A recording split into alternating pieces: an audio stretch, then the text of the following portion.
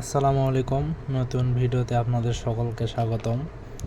তো আজকে আমরা ভিডিওতে আলোচনা করব পলিটেকনিক কী এবং পলিটেকনিক সম্পর্কে কিছু ধারণা। আপনারা যারা চ্যানেলটিকে সাবস্ক্রাইব করেননি এবং নতুন নতুন পলিটেকনিক সম্পর্কে ভিডিও পেতে চ্যানেলটি সাবস্ক্রাইব করে রাখুন। চলুন ভিডিওটি শুরু করা যাক।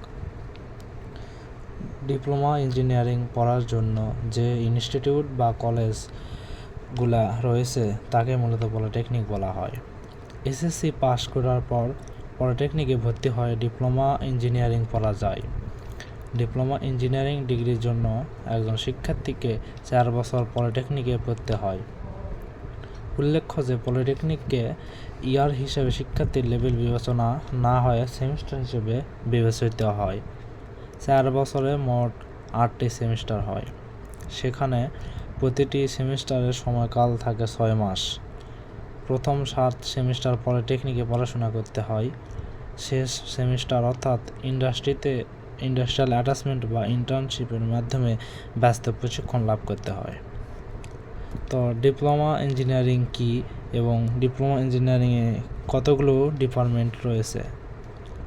এসএসসি পাশের পর বাংলাদেশ কারিগরি শিক্ষা বোর্ড অনুমোদিত সরকারি বা বেসরকারি ইনস্টিটিউট থেকে 4 বছর পড়ালেখা করে সফলভাবে পাশ করার পর যে ইঞ্জিনিয়ারিং ডিগ্রি দেওয়া হয় তাকে ডিপ্লোমা ইঞ্জিনিয়ারিং বলে। ডিপ্লোমা ইঞ্জিনিয়ারিংয়ের কাজের ধরনের উপর ভিত্তি করে বিভিন্ন ডিপার্টমেন্ট বিভক্ত করা হয়।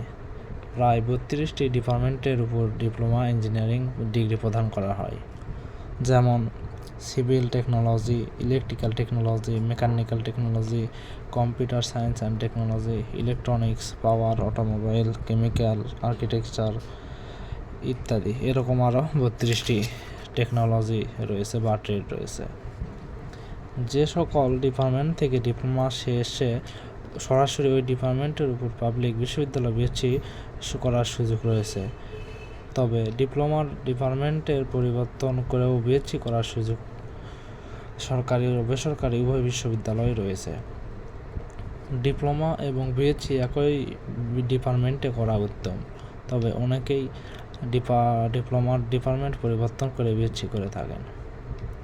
তো ডিপ্লোমা ইঞ্জিনিয়ারিং করার ফলে কী কী সুবিধা পাবেন এবং কী কী হারাবেন? ডিপ্লোমা ইঞ্জিনিয়ারিং করাটা সেই সকল শিক্ষার্থীদের জন্যই ভালো যারা মনে করেন তাদেরকে খুব শীঘ্রই পড়াশোনার পাঠ চুকিয়ে কর্মজীবনে প্রবেশ করা লাগতে পারে। কারণ শুধুমাত্র এসএসসি এবং এইচএসসি সার্টিফিকেট দিয়েই বিশাল জনসংখ্যার জন্য সুনির্দিষ্ট কোনো চাকরি নেই। কিছু চাকরি থাকলেও সেখানে অনার্স মাস্টার্স করা শিক্ষার্থীরা চাকরির এই প্রতিযোগিতার সুযোগে আবেদনের কোনো সুযোগ হাতছাড়া করে না।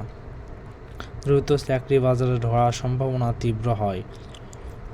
তবে 4 বছরের ডিপ্লোমা ইঞ্জিনিয়ারিং আপনার জন্য বেস্ট অপশন। 30 এপ্রিল 2024 সালে শেরপুর পলিটেকনিকে স্মার্ট বাংলাদেশ বিনির্মাণ চতুর্থ শিল্প বিপ্লবের চ্যালেঞ্জ মোকাবেলা কারিগরি শিক্ষার ভূমিকা শীর্ষক সেমিনারে রিসোর্স পারসন হিসেবে উপস্থিত ছিলাম। একই সেমিনারে প্রধান অতিথি হিসেবে উপস্থিত ছিলেন শেরপুর জেলা প্রশাসক ও জেলা ম্যাজিস্ট্রেট জনাব আবদুল্লাহ খায়রুম সাহেব। কারিগরি শিক্ষার গুরুত্ব তুলে ধরতে গিয়ে তিনি বলেন যে প্রাথমিক বিদ্যালয়ে শিক্ষক পদে 431 জন ভাইবা নিয়েছিলেন। সেখানে 13তম থেকে 15তম গ্রেডের চাকরির জন্য জেনারেলে পড়ুয়া পাবলিক বিশ্ববিদ্যালয়ের শিক্ষার্থীরা ছিল অধিকাংশ। অথচ এই সকল শিক্ষার্থীরা যদি তাদের সম্ভাবনা বুঝে পড়ালেখা করত, স্কিলড হয়ে নিজেকে চাকরি বাজারে